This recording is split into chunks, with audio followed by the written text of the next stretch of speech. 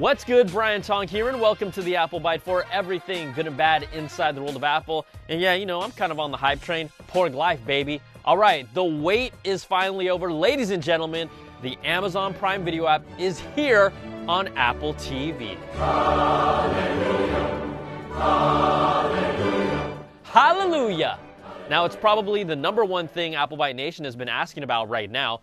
The tvOS version of the app supports 4K HDR. It will also support universal search, and Prime content will show up in Apple's TV app, unlike Netflix. You know, the one that's on Apple TV where you can watch TV shows and movies, but it's still called the TV app. Now, getting this in time for the holidays, come on, that deserves a good Apple. tvOS also received an update to 11.2, which brings new HDR and frame rate options, but still no Dolby Atmos, which is coming soon. And come on, how long should coming soon really mean? Because 3 months is not coming soon to me. Now, you can match the frame rate and the dynamic range of video content. This is great because it won't force non-HDR content to look blown up anymore. It also finally brings the long-awaited sports feature where you can pick your favorite teams and watch their games when they're happening in connected apps. Overall, I'm happy with these updates that makes the Apple TV feel almost, just almost complete 2.5 months later. All right, and more updates. The Flip was finally switched on for Apple Pay Cash in the United States after Apple released the iOS 11.2 update before without Apple Pay Cash over the weekend. And why weren't they released at the same time? Well, that's because iOS had another bug related to a crashing loop on iPhones when December the 2nd hit. So they pushed out iOS 11 too early to address that bug. Yeah. Now, you're going to definitely use Apple Pay Cash, but it's only available in the US right now, and it's iOS only. Right now, this is no Venmo killer because that works on both Android and iOS. And if you'd like to try out Apple Pay Cash, you can send some cash my way. I just want to make sure it's working properly for you. All right, new statistics shared by Apple say iOS 11 is now installed on 59% of iOS devices.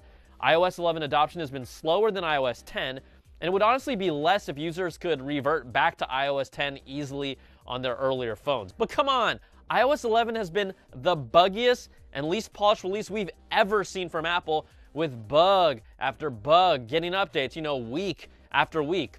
It wasn't bad, it was just pathetic, going from the iBug. Then after that fix, there was the it and is bug. And then after that, the looping crash on December 2nd bug. Back to back to back.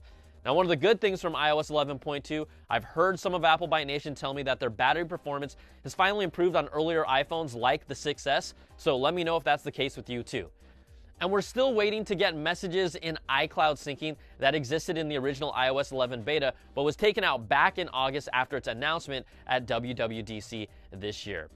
All right, if you've been waiting patiently for the iPhone 10, you know what? It's going to pay off for you. Apple is finally selling an unlocked SIM-free version of the iPhone 10 not tied to any specific carrier with the same 1-week delivery time in the United States. There were ways to technically get an unlocked version of the phone before, but you would have to have a Verizon or Sprint account. And what's the big advantage in all this? Getting an iPhone 10 with the better performing Qualcomm modem.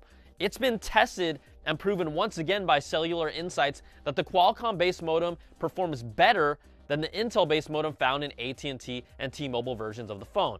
Now, you'll feel the performance difference the most in weaker cell signal areas. This isn't just made-up stuff. Like, I felt this before I even knew there were different modems inside the iPhone 7. Now, that same trend has continued for the 10, and you can read the nitty-gritty of it all in this PC Mag article. And no, I'm not trying to make you feel bad about your iPhone, but this has been true since the 7. Okay, fashionistas alert. Apple has released new color options for the Apple Watch sports bands in flash, which is really a canary yellow, a dark teal. There's also a soft white, which isn't as white because someone needed that, and spicy orange. Apple iPhone 10 silicone cases get these colors as well. And you know what? We can't leave the show without talking about emojis. This is important. The Unicode Consortium announced the beta version of 2018's emoji lineup, including things like a softball, this party face emoji, a bagel, and yes, representation for gingers. Okay, I'm sorry, redheads. We've got to be PC about everything these days.